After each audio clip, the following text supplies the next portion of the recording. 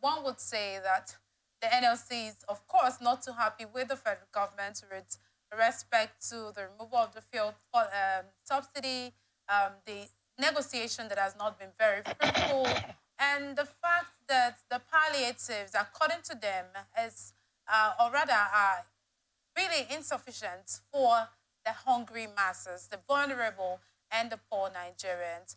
And the NLC, National Assistant Secretary, did say that the federal government has shown less of concern to the plight of Nigerians by giving a meager palliative to Nigerians, which is insufficient, and have also, on the other hand, given 100 million naira to the National Assembly, to the House of Representatives lawmakers as palliatives.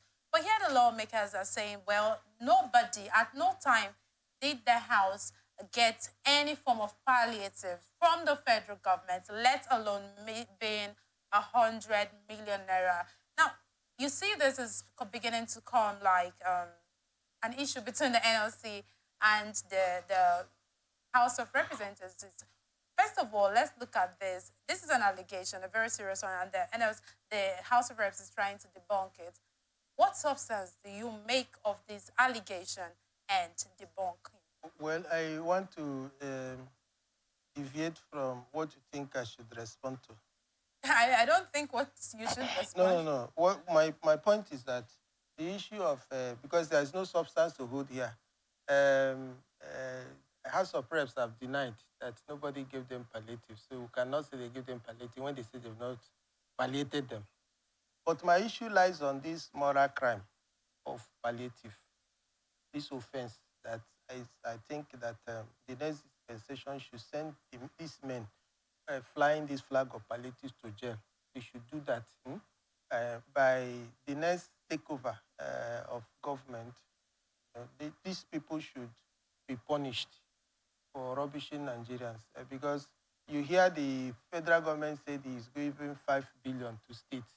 This 5 billion is enough to change the fortune of states or begin something new, rather than bringing something that looks like food, to these persons and make sure that they are insulted, they are ridiculed. It's not acceptable. So anybody talking about palliative, except NLC should talk about it in the sense I'm looking at it. Why are we going to talk about palliative when we have the substantiality, when we have what it takes to palliate? Why should we go the way of palliative when we should have the substantial thing there? Why should we talk about palliatives when the money that we have is sufficient to create jobs for these people who want to do palliatives for? These people will work and make money for government and still make sufficient money for themselves. And when you look at the level of this palliative they are doing, you hear some persons get, 10 cups of rice, 1 cup or whatever it is. So to what extent can that help a family now? You see, it's ridiculous. It's waste of resources.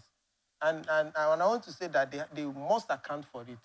People should press that these men that are wasting our money will account for it. What we are looking at there is that NLC should press that they should stop this palliative joke because we are suspecting that they are using it as an avenue to enrich their political loyalists, where you now give contract to people to begin to buy rice. Even the trucking is on contract basis now. It's not free. You just give people to waste public money while we have things that we need to do. Even this flood, if they put 1 billion in it, invest 1 million in flood, do you know the level of additional megawatts they will add to the national grid?